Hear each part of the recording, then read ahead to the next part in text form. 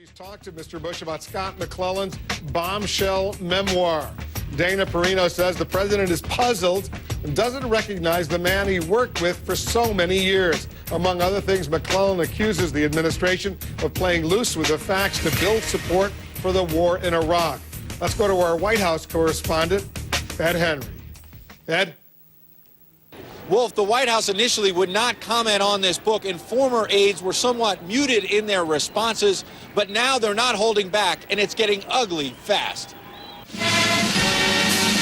It was supposed to be a glorious day. President Bush in Colorado delivering the Air Force Academy's commencement.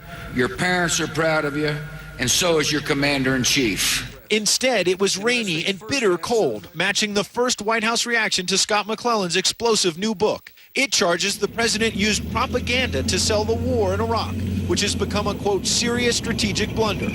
White House spokeswoman Dana Perino issued a written statement declaring the former spokesman is disgruntled about his time in the administration. For those of us who fully supported him before, during, and after he was press secretary, we are puzzled, Perino said. It is sad.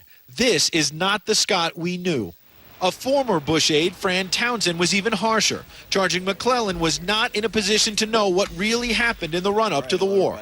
Oftentimes, the press secretary will get briefed after some of these more sensitive meetings, but the press secretary doesn't participate in, for example, the briefings the Secretary of Defense. Another former White House insider, Dan Bartlett, lashed out at McClellan, telling CNN it's, quote, total crap to say the media was soft on the administration, claiming again that flawed intelligence was to blame for mistakes leading up to the war.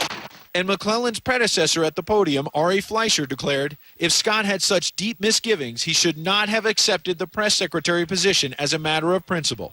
But a former Clinton White House insider said McClellan's account has credibility because his long proximity to Mr. Bush gave him a window on how the war was prosecuted, and he may now be having pangs of conscience.